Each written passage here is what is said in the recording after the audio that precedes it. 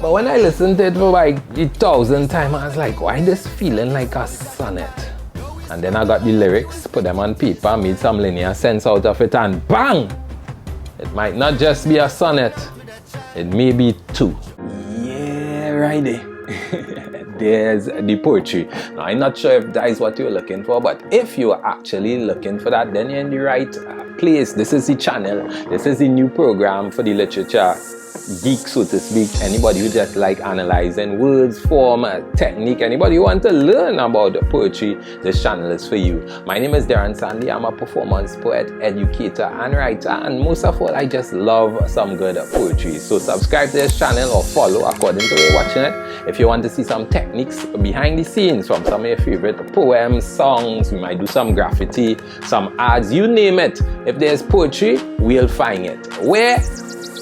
There's the poetry. So we're gonna start off with one of my favorite writers of all time, son of the late great Marley, Damian, Junior Gong Marley, and last year he released a song called Wisemen. So where's the poetry in Wisemen? Let's find it. Wisemen try and fail, 'cause like a fool they fall in love with you. So let me start with the content of the song. The song reveals the compelling nature for a woman to rap even the most powerful of men. He starts with a powerful rhetorical question. If you conquered Solomon, then who am I? That immediately places himself prostrate at the fancy of all women.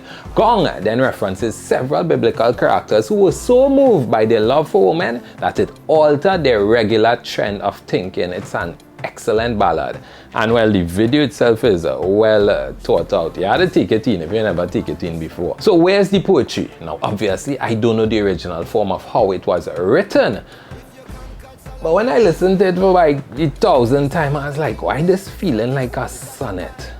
And then I got the lyrics, put them on paper, made some linear sense out of it, and bang! It might not just be a sonnet, it may be two. So let me just ground some general rules for the sonnet. Number 1, 14 lines. Number 2, must have a particular rhyme scheme. That is the pattern of the words at the end of the line. Number 3, it must have a particular rhythm or length to each line, although that has changed over time.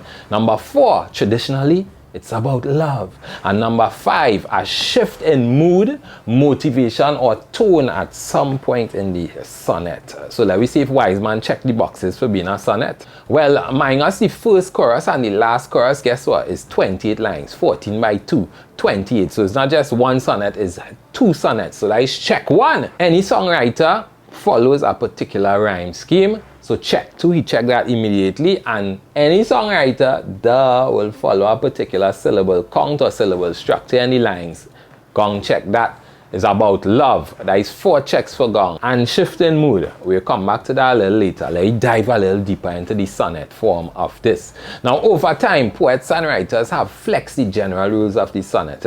People more or less creating their own conventions, and Gong is no different. He applies his own line length and rhyme scheme. So when we follow in our rhyme scheme, as I said before, we head into the end of the line. We're looking at the last word and how that matches up with the last word in all the other lines. So in the first sonnet, the last word at the end of the first 5 lines rhyme, then we have 3 lines, then 3 again, then we have the chorus. In the second sonnet, the rhyme pattern consistent from start to finish. All 14 lines rhyme with the same scheme or pattern. So Gong there implementing his own unique rhyme scheme.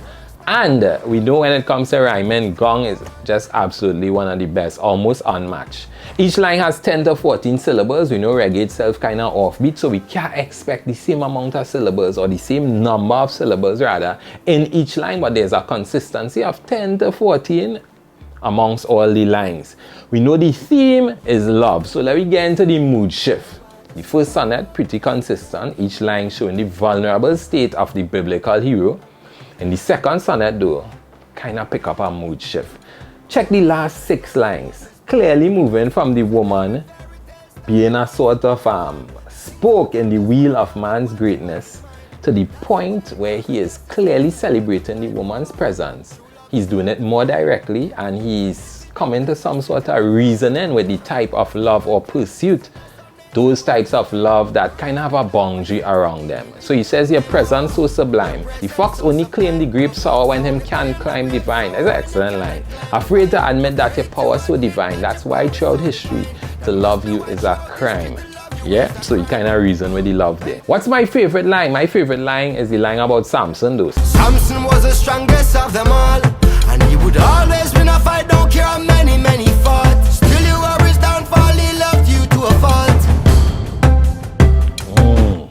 I think the paradoxical idea of loving someone to a fault is a strong image, especially if you understand Samson's eventual demise.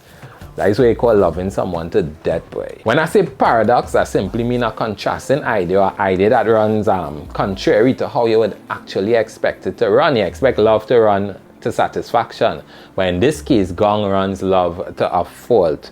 Right, so real poetry points there for Gong. My favorite poetic device in the piece is allusion. In this case, biblical allusion. Allusion is when you bring something to mind without making a direct reference to it. So for example, somebody might say, snakes in the Balize, to refer to something amiss with the government of Trinidad and Tobago without actually mentioning the government of Trinidad and Tobago, but they made a reference that you could latch your mind to.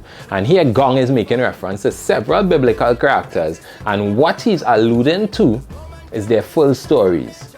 Of course, he can't fit the whole story of each of those characters into the song, but he could pull out little parts of it and draw your mind to these characters and their full stories, which is the allusion.